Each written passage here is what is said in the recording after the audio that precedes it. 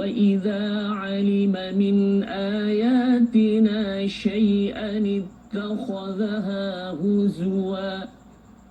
Jadi barangkali Haji Tukenun ada terdengar yang Ustaz sebutkan di awal tentang qiraat. Wa idza alim min. Barangkali di situ sebab dia berhenti di situ agak begitulah kan.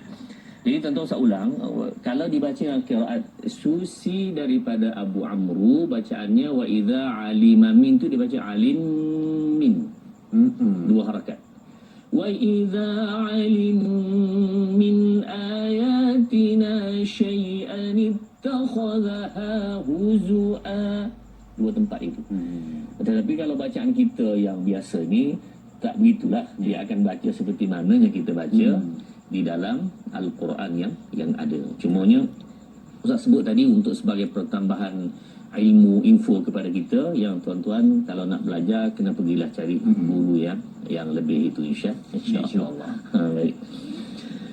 Kemudian yang kedua tentang la in syakartum yang dia sebut tadi, kalau kita bersyukur Allah akan tambah, kalau yang orang kufur semuanya azab Allah sangat pedih. Baik tuan, Ustaz nak menyambung tentang ayat nombor 9 ini. Kalau seorang tu mengejek orang kafir, orang bukan Islam, itu kita rasa boleh terima. Kenapa? Kerana dia bukan daripada kalangan kita. Maknanya kalau dia mengejek tu ada sebab lah, okey lah. Tapi kalau orang Islam, nah ini masalah dan problemnya.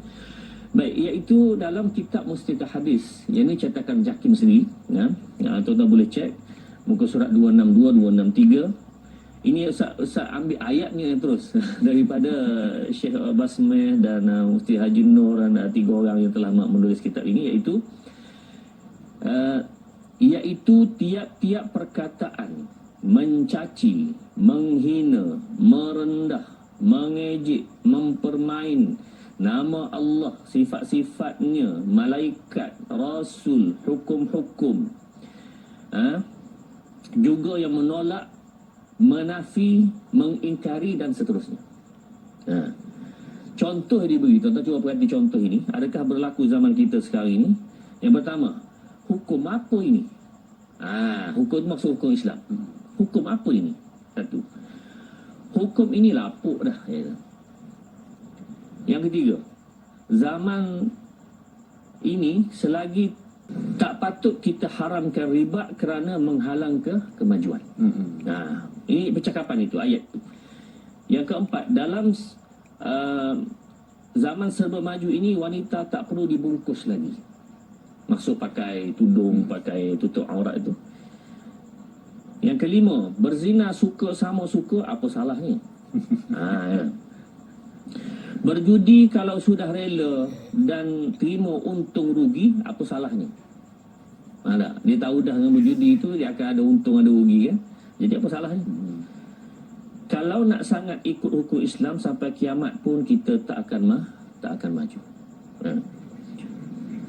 Yang ke-8, si Anu tu mula menyalak. Maksudnya bila dengar azan. Menyalak lah tu. Bila dengar azan. Baik, semua ini tuan-tuan, ini contoh-contoh. Ada banyak lagi lebih contoh yang lain. Saya ambil 8 ini sahaja. Iaitu termasuk dalamnya menyindir, menghina, mengata, sebutlah apa-apa sahaja yang menyebutkan kerendahan kepada agama Islam, maka dia termasuk dalam perkara yang membatalkan agamanya. Maknanya akidahnya terbatal dan sebab itu. Dia ngucap balik Ustaz, ngucap jadi balik, jadi Islam balik lah. Tapi tuan-tuan, kena dia buat begitu masa tu mati. Macam mana agak-agaknya? Allahumma wa'alaikumsalam. Jadi inilah Ustaz sangat-sangat minta kepada kita semua, kalau dalam masalah berkaitan dengan agama yang kita tak berapa maklum perkara tersebut, baik diam. Hati kita macam tak apa senang, tapi diam.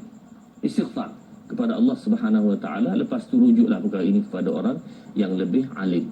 Dengarlah jawapannya bagaimana. Sebenarnya dari YouTube tu banyak sebenarnya kalau nak cari jawapan-jawapan tentang persoalan kita. Tinggal lagi berusaha atau tidak. Jangan ambil mudah mana-mana ayat Al-Quran. Bahkan tuan-tuan, ada orang yang ambil mudah tu, maksudnya dia kata begini, a'udzubillahi minasyaitonirrajim, dari Al-Quran, man jaa'a bil hasanati falahu 'ashru amsalha wa man jaa'a bis sayyi'ati fala yujza يجزى إلا مثلها وهم لا يظلمون. Siapa-siapa yang buat satu kebaikan, Allah balas 10. Kalaulah dia buat satu kejahatan, Allah balas fala yajza illa mithlaha, satu sahaja. Jadi ambil mudahnya apa dia? Iaitu tak apalah, buat pahala 10, buat jahat 1, jadi ada lagi 9 pahala, 10 tolak 1. Ini ambil mudah tuan-tuan, tidak. Nah, walaupun dalam hadis Nabi sallallahu alaihi wasallam menyebutkan banyak tentang kelebihan amalan satu orang masuk syurga. Contohnya orang buat sampah tengah jalan, dalam hadis Sahih Bukhari menyebutkan bahawa orang ini duduk bersenang lena dalam syurga kerana dia duduk buang sampah tengah jalan. Nah, imatatul adha ni anu tariq, buang benda yang menghalang, duri, paku lah apa semua tengah jalan itu dia buang, maka orang ni tuan-tuan masuk syurga dengan seronoknya dia. Oh, jadi gitu kalau kita buat dapat syurga. Oh, tak payah sembahyang lah, tak payah ngaji saya buat. Itu memang mudah. Ya. Jadi Ustaz sangat setuju bahawa janganlah mudah perkara tersebut. Itu Allah nak pilih amalan mana kita tak tahu. Nah, amalan besar mana pun boleh jadi bawa ke di hadapan Allah jadi haba'an mansur, faja'alnahu haba'an mansur, jadi debu yang berterbangan. Jadi orang yang tidak ada mudah ni, maka insya-Allah Allah pilih mana-mana amalan Allah suka, Allah masuk dalam syurga. Mudah-mudahanlah benda-benda yang kecil yang kita buat tetapi dikira besar di sisi Allah Subhanahu wa taala. Jangan benda besar kita buat rupanya tidak ada nilai di sisi Allah Subhanahu wa taala. Mudah-mudahan Allah Subhanahu wa taala pilih Ustaz dari Azrin dan semua kru insya-Allah. Amin. Ya, benar bahawa semua yang kita buat atas muka dunia ini yang kita tak sempat nak hantar. Maksudnya segala harta, segala kebaikan kita ada tahun ini, tapi tidak ada kebaikan tu dihantar kepada akhirat.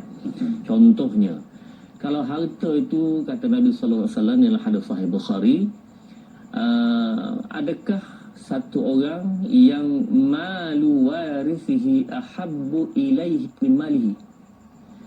Ada tak di kalangan kita yang harta orang lebih dia kasih daripada harta dia sendiri?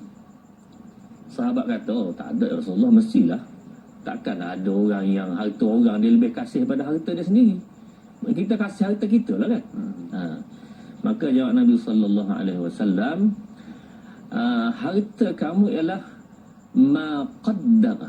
Harta kamu sebenar apa kamu sedekah, hantar dulu di akhirat. Qaddam ni maksud dihantar dulu kepada akhirat. Sedekah, zakat dan seumpamanya. Itu harta kita sebenar. Tetapi malu warithi, harta warisnya apa dia? Ma akhara, yang ditinggal. Yang dia tak sempat hantar tadi semua orang ambil, betul lah.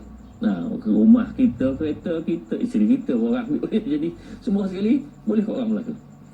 Jadi sebab itu tuan-tuan, kalau tuan-tuan sayang sangat satu harta, apa kita sayang? Handphone sayang sangat contohnya, hantar dulu sedekah. Sedekah handphone Ustaz.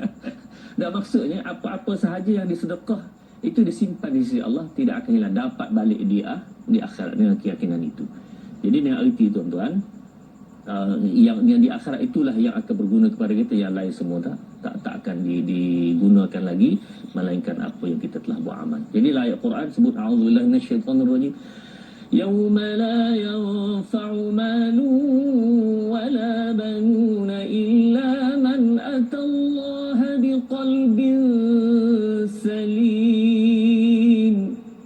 Pada satu hari atau hari ini yang mana tidak ada manfaat lagi harta dan anak pinak, malun wala banun, tak akan boleh tolong dah. Ini sebut ayat ini berkenaan dengan usul ikhtiar mereka, tak boleh tolong harta, tak boleh tolong semua sekali, tak boleh tolong melainkan hati yang sejahtera, iaitu hati yang bebas daripada syirik, nifak, riak dan seumpama itu. Maka hati inilah yang Allah ambil kira. Jadi tuan-tuan, sama-samalah kita, ustaz dari Azrin, semua kru-kru dan semua sekali kita kena berusaha ikhtiar. Tak ada siapa boleh tolong kita di akhirat kelak. Benar Ustaznya. Baik, itu Allah sekalian, nak belajar mana dulu, isi kandung dulu apa semua. Tuan-tuan gini, tuntutan Al-Quran ni ada 3. Quran ni untuk dibaca, Quran ni untuk difaham, Quran ni untuk diamal.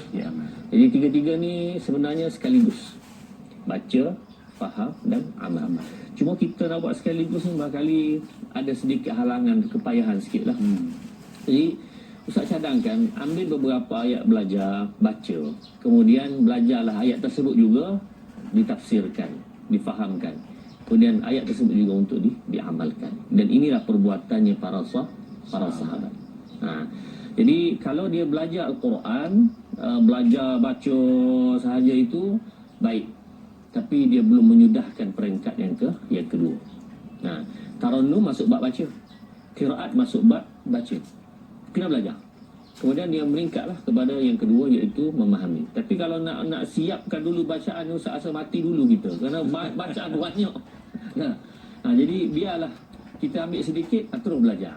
Jadi tuan-tuan, saya cadangkan, masuklah dalam kuliah Al-Quran bacaannya, masuklah dalam kuliah tafsir, masuklah dalam perbincangan macam mana nak beramal dengan ayat Al-Quran. Maka ketiga-tiganya jalan sekaligus, dapat sedikit demi sedikit, maka Alhamdulillah itu sangat-sangat baik. Jadi ada orang numpu satu benda sahaja. Kalau baca sahaja tak faham tak je. Tidak begitu. Baca penting. Faham penting. Beramal lebih penting. Sebab tu kalau orang duk mengejek, duk mengutuk kepada orang Islam, sebenarnya mengutuk kepada orang, bukan kepada Islam. Islam ajar betul dah. Tinggal lagi dia tidak beramal. Jadi kalau orang beramal, Masya Allah tuan-tuan, macam berita yang kita dengar, iaitu satu orang yang mana dia telah menolong orang musim banjir, dia jatuh meninggal. Semoga Allah rahmati dia, kerana letih sangat membantu orang, akhirnya jatuh dan meninggal. Jadi semoga-moga Allah beri kebaikan.